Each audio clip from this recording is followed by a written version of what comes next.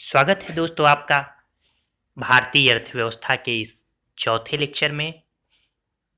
पिछले लेक्चर में हमने मानव विकास रिपोर्ट के बारे में चर्चा किया था। यहाँ मानव विकास रिपोर्ट 2011 के बारे में जो भारत जारी करता है उसे देख लेते हैं।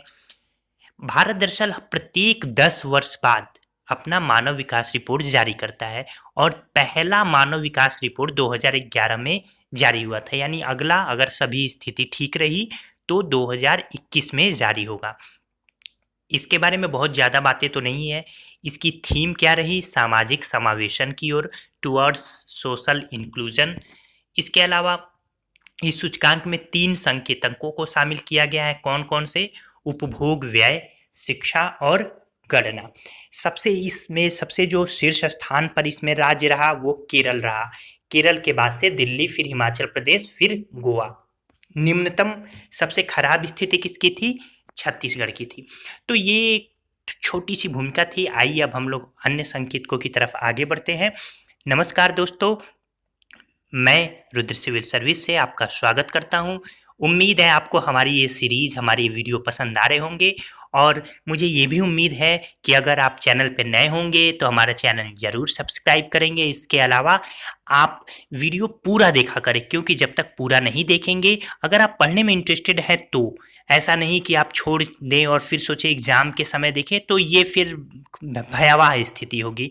एक और बात मैं आपको यहाँ बताना चाहूँगा मित्रों कि देखिए, मैं आपको वीडियो दूँ या कोई भी दे, कोई भी पढ़ाए, देखिए हम एक माध्यम हैं, आपके लिए एक दिशा दिखाते हैं, आपको बेहतर से बेहतर देने की कोशिश करते हैं। पर किताबों का कोई विकल्प नहीं है। आप किताबें पढ़िए, किताब खुद से पढ़िए। मैं कहाँ से मैटर लेके आता हूँ या कोई भी कहाँ से मटेरियल लेके आएगा? किताबों से ही लेके आएगा, विभिन्न स्रोतों से लेके आएगा। तो वो आप तक हम पहुँचाने की जिम्मेदारी निभा रहे हैं और एक बहुत अच्छी और बेहतरीन जिम्मेदारी है। लेकिन आप किताबें पढ़िए, ज़्यादा से ज़्यादा किताब। कम से कम जो टॉपिक आप यहाँ पढ़ रहे हैं उस टॉपिक को तो किताब में देखिए, क्योंकि वहाँ और डिटेल मिलेगा और आपकी जो बुद्धि विवेक और आपकी मानसिकता है उसका भी विकास होगा। क्योंकि अंततोगत्वा आपको केवल प्रीलिम्स तक ही सीमित नहीं रहना है, आपको मुख्य परीक्षा भी देनी है। तो इसलिए मेरी ये टिप्स को ज़रूर मानिए और जो टॉपिक पढ़ाया जाए उस टॉपिक को अपनी बुक या किताबों से भी देखिए। आइए दोस्तों आगे चलते हैं। अगला टॉपिक है सकल राष्ट्रीय खुशहाली। सकल राष्ट्रीय खुशहाली क्या है? Gross national happiness. तो यह भौतिक और आध्यात्मिक विकास के साथ साथ, यानी इन दोनों को एक साथ लेकर चलने पर बल देता है कि भौतिक विकास तो हो ही रहा है लेकिन आध्यात्मिक विकास भी हो, दोनों एक दूसरे के पूरक बने। सकल राष्ट्रीय खुशहाली की अवधारणा 1972 में भूटान के नरेश जिग्मे सिग्म वांगचुक, याद रखिए, भूटान के नरेश जिग्मे सिग्म वांगचुक ने की थी। तो सकल राष्ट्रीय खुशहाली किस देश की अर्थव्यवस्था का मापक है? तो भूटान की अर्थव्यवस्था का मापक है। आप जानते हैं भूटान के लगभग 70% क्षेत्रफल पर वन तथा वन वृक्ष है। इसके अलावा अगर हम बात करें सकल राष्ट्रीय खुशहाली के मापक की, तो 9 संकेतक है इसके। कौन कौन से, किन किन मानकों को देखा जाता है इसके अंतर्गत? तो मनोवैज्ञानिक स्वास्थ्य, यानी हमारी मानसिक स्थिति, मानसिक स्वास्थ्य को देखा जाता है। फिर स्वास्थ्य को, हेल्थ को देखा जाता है। शिक्षा, संस्कृति, समय उपयोग, सुशासन, सामुदायिक जीवन शक्ति, पारिस्थितिकी विविधता और लचीलापन और जीवन स्तर। तो ये 9 चीज़ें देखी जाती हैं। तो निश्चित रूप से ये सब प्रीलिम्स में यहाँ से क्वेश्चंस पूछे जाते हैं। आइए अगला टॉपिक हम लोग देख लेते हैं। अगला टॉपिक है आपका डेनिसन सूचकांक। तो डेनिसन सूचकांक का प्रतिपादन 1962 में एडवर्ड डेनिसन ने किया था। इसमें शिक्षा की गुणात्मकता को व्यक्ति की आय अर्जित करने की शक्ति को प्रभावित करने वाले कारक के रूप में लिया जाता है। यानी इसमें शिक्षा की गुणात्मकता पर बल दिया जाता है कि क्वालिटी ऑफ एजुकेशन अमुक देश में कितनी है, क्या है। अगला टॉपिक है जीवन का भौतिक गुणवत्ता सूचकांक। तो जीवन का भौतिक गुणवत्ता सूचकांक एक सामाजिक सूचकांक है। इस सूचकांक का विकास डेविस मॉरिस द्वारा किया गया था, जिसके अंतर्गत आर्थिक विकास के संकेतकों के रूप में 3 तत्वों को शामिल किया जाता है। कौन कौन सी? पहला जीवन प्रत्याशा यानी लाइफ एक्सपेक्टेंसी, दूसरा शिशु मृत्यु दर child mortality rate, mortality rate, माफ़ कीजिएगा, चाइल्ड मोर्टेलिटी रेट। ध्यान रखिए एक और बात कि ये जो चाइल्ड मोर्टेलिटी रेट है यानी शिशु मृत्यु दर है, इसके बारे में डिटेल में हम लोग आगे पढ़ेंगे। इसके बाद मौलिक साक्षरता, फंडामेंटल एजुकेशन। तो इन तीन चीज़ों के यानी इन तीन संकेतकों के आधार पर जीवन का भौतिक गुणवत्ता सूचकांक की गणना की जाती है। इन तीनों को लेकर इनका औसत निकाल लिया जाता है। इसका जो पैमाना होता है वो 0 से 100 के बीच में होता है। 0 सबसे अच्छा और 100 सबसे खराब। अगला टॉपिक है वैश्विक भूखमरी सूचकांक। तो वैश्विक भूखमरी सूचकांक, ग्लोबल हंगर इंडेक्स को जारी कौन करता है, ऐसे प्रश्न भी पूछे जाते रहे हैं। तो इसे वाशिंगटन स्थित international food policy research institute जारी करता है। तो ये प्रश्न पूछा जाता है विभिन्न सूचकांकों को कौन सी संगठन या एजेंसी जारी करती है। इसके 4 संकेतक हैं कौन कौन, कुपोषण, अल्पपोषण, शिशु वृद्धिरोधन और बाल मृत्यु दर। इसके अलावा पहला जो ये रिपोर्ट पब्लिश हुआ था 2016 में हुआ था। यह सूचकांक प्रतिवर्ष निकाला जाता है। इस बार यानी जो 2019 में ये भारत की स्थिति रही है वैश्विक ग्लोबल यानी वैश्विक भूखमरी सूचकांक में, तो ये रही है 102, यानी भारत 102वें स्थान पे है, जबकि 2018 में ये 103वें स्थान पे था। तो ये भी आपको याद रखना है। देखिए यहाँ से करंट अफेयर्स भी पूछे जाते हैं, तो हर साल ये करंट अफेयर सितंबर अक्टूबर में चेंज होता है, तो आपको उस समय हर साल नए आंकड़े से अपने आप को दुरुस्त रखना चाहिए। अगला टॉपिक है राष्ट्रीय समृद्धि सूचकांक। तो राष्ट्रीय समृद्धि सूचकांक यानी नेशनल प्रॉस्पेरिटी इंडेक्स जो है, इसके 3 घटक है। कौन कौन, पहला जीडीपी, दूसरा जीवन की गुणवत्ता में सुधार, मुख्यतः गरीबी रेखा से नीचे के लोगों के जीवन का, और तीसरा अपनी सांस्कृतिक विरासत पर आधारित मूल्य प्रणाली का जीवन के प्रत्येक क्षेत्र में प्रयोग करना। तो आप देख सकते हैं कि जीवन की गुणवत्ता में शुद्ध पेयजल, पोषण, आवास, सफाई, स्वास्थ्य, अच्छी शिक्षा, रोजगार, ये सभी चीज़ें शामिल की जाती है। जबकि सांस्कृतिक विरासत, सामाजिकता, समन्वय, सहिष्णुता, इन सब पर भी प्रोत्साहन यानी बल दिया जाता है।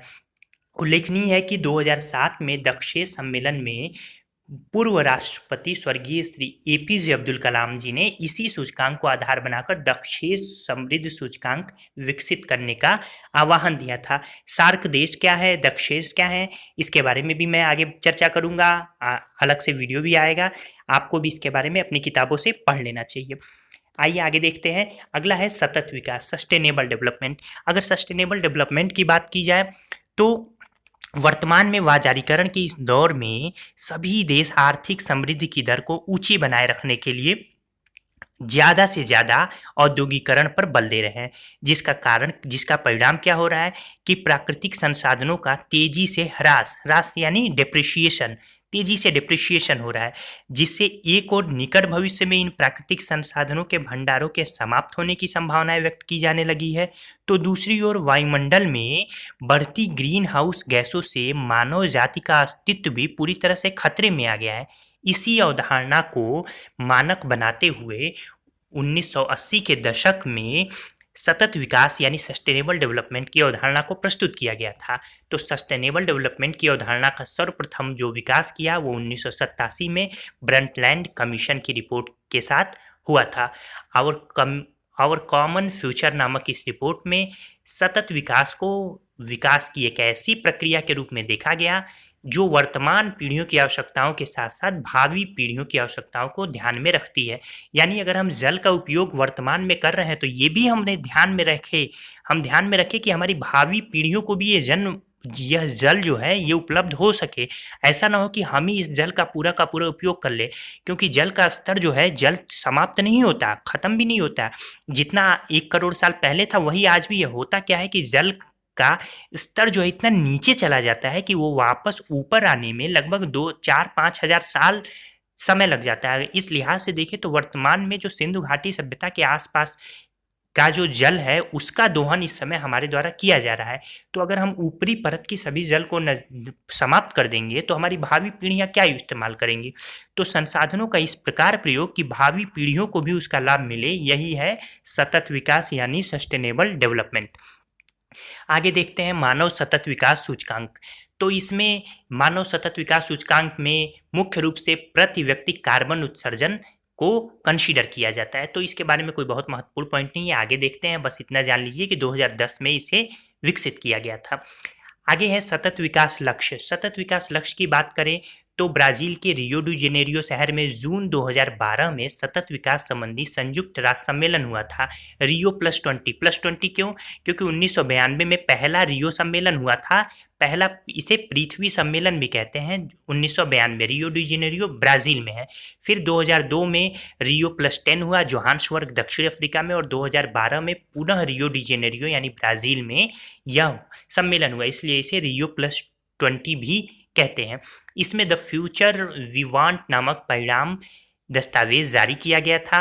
जुलाई 2014 में 17 सतत विकास लक्ष्य सस्टेनेबल डेवलपमेंट गोल्स SDG जारी किए गए, जिसे 2030 तक प्राप्त करना है। यहाँ से प्रश्न आ सकता है कि कितने सतत विकास लक्ष्य है, कब तक प्राप्त करना है। ये सबकी एक नंबरिंग है, ये नंबरिंग भी पूछी जा सकती है, क्योंकि अभी हाल फिलहाल ऐसे प्रश्न भी बन ही रहे हैं।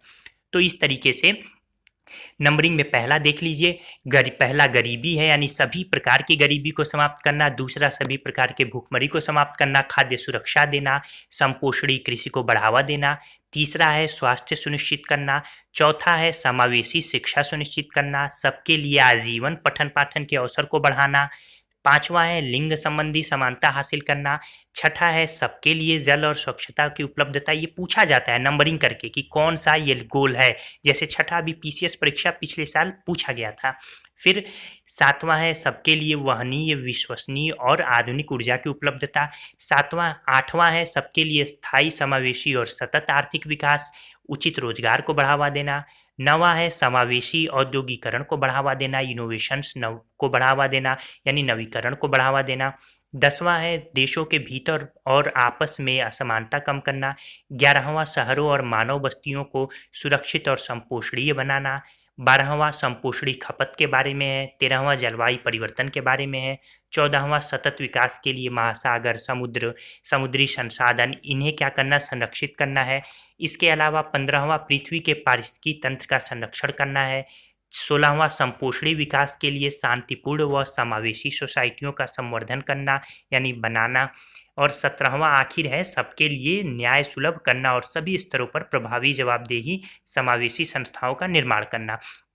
तो ये संयुक्त राष्ट्र की जो 17 गोल्स हैं, SDGs हैं, तो इस सतत विकास लक्ष्य में भारत ने 16 सतत विकास लक्ष्य को शामिल किया है, क्योंकि 17वां जो है ये भारतीय संविधान में ऑलरेडी निहित है। भारतीय संविधान के मूल अधिकार, इसके अलावा नीति निर्देशक तत्व, मूल कर्तव्य, सभी में ये ऑलरेडी निहित है।